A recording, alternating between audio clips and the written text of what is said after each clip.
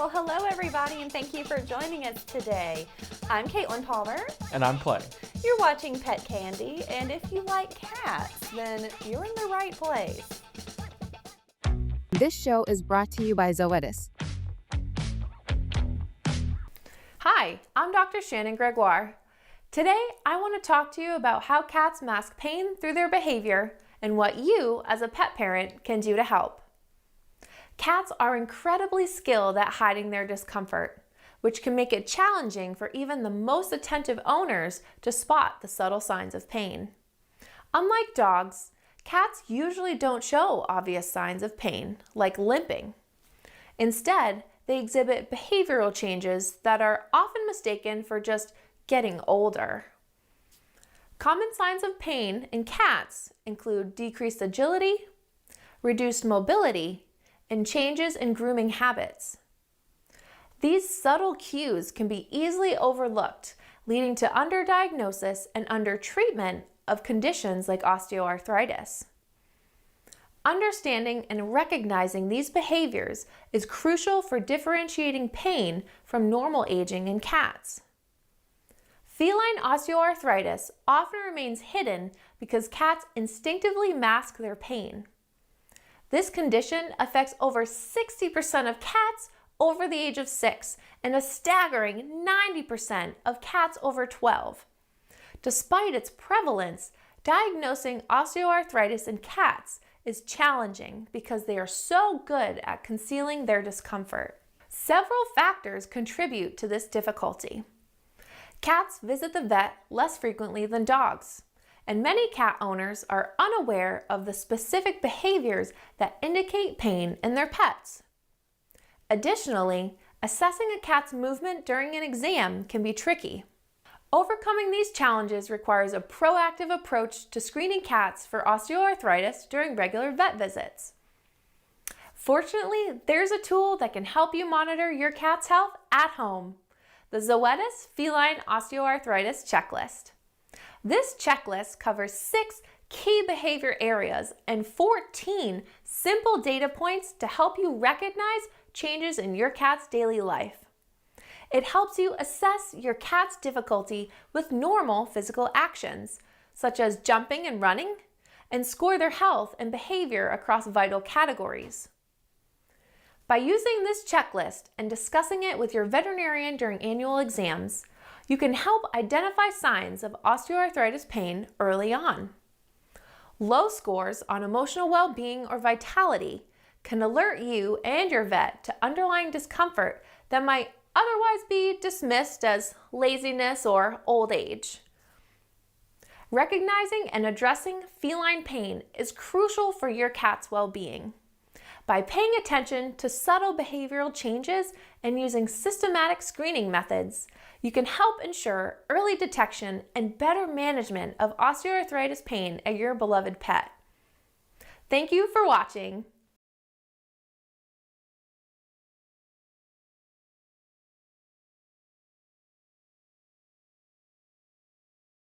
So today we decided we wanted to talk about famous cats, and there are plenty of them. Some notable ones being Grumpy Cat and Little Bub, because they're my favorites, and they've taken the internet by storm.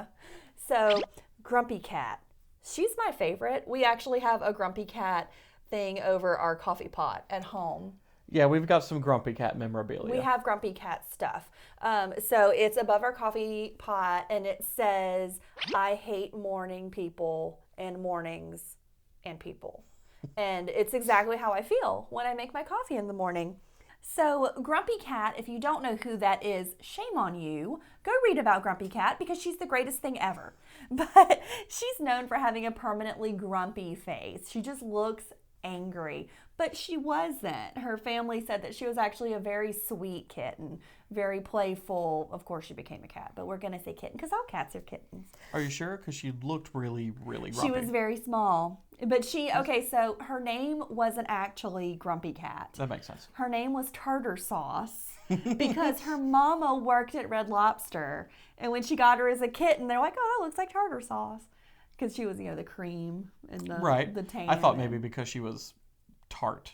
looking. Oh, no, she was very, very sweet. And I love that about Grumpy Cat. But she did ultimately, of course, once she got famous, they started calling her Grumpy. And she came to Tartar Sauce and Grumpy, which is precious. She was an Aries. She was born on April the 4th. Looked up a cat zodiac sign. I mean, I'm an Aries and I'm never grumpy.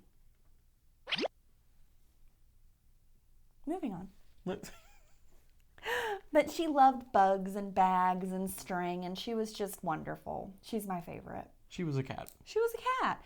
And next we have Lil Bub, who, so my friend Debbie and I love Grumpy Cat, and she loves Lil Bub. And I love Lil Bub too, and she loves Grumpy Cat, but like those are our favorites. And one year for Christmas, she got me a Grumpy Cat plush, and I got her a Lil Bub plush. And it wasn't planned. It was just sweet. It was just cute. It's wild that all these cats have huge media followings, Facebooks, Instagrams, TikToks, Movies, yeah, all of movies it. even in some cases, and plushies, and yet there's a much better cat out there than Grumpy Cat or Little Bub. There's nobody. I'm calling shots. The best famous cat in history was known as Unsinkable Sam. Okay. Have you ever heard of Unsinkable Sam? I've heard of him, but I don't know. So Unsinkable Sam was a black and white cat Oh, the back best. in World War II. His real name was actually Oscar. Really? He was German in origin. He originally served aboard a German battleship called the Bismarck That's a until song. it sank. Yeah, that's in the song. Unsinkable Sam, or as he was known at the time, Oscar, was rescued from the sinking ship. Him and a few other cats. There were 6 all aboard. Most of them made it out. Unfortunately, not all of them. Oh. But Oscar was one of them. He would go on to survive 2 more sinking ships back in 1941. Really? All in the same year. Oh, no. He would be picked up by a British destroyer, the HMS Cossack. He was found floating on a plank by the ship. A small, sea-drenched black and white cat on a single plank of wood. I love him. He was pulled aboard, and after finding out that he had survived the sinking of the Bismarck, was made part of the crew aboard the HMS Cossack. That's so sweet. And then the HMS Cossack sank. Oh, God. He would go on to survive this, and he would be picked up by the HMS Ark Royal, an aircraft carrier. Oh, okay. So he's actually changed types of ships, too, from a German battleship to a British destroyer, and now finally an aircraft carrier. A much larger ship, certainly more difficult to sink. One would think. One would think. Having survived 2, though, they changed his name from Oscar to Unsinkable Sam. That's so sweet. Now, he gets the name Oscar, which, of course, is the German spelling of Oscar, so with a K. Right. But he gets the name after the International Code of Signals used by sailors in maritime. The Maritime? Maritime. Maritime. The O symbol is actually used to designate a man overboard. Which is Poor very baby, because fitting he was thrown for little Oscar. overboard. So after the second ship, obviously, they renamed him Unsinkable Sam. Right. And Then no more ships sank.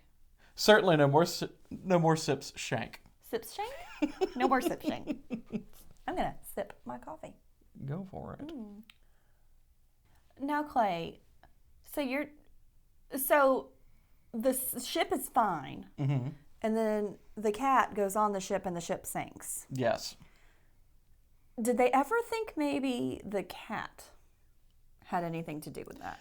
I won't say that cats wouldn't sink a ship if they could. They would. They absolutely would. They would do it.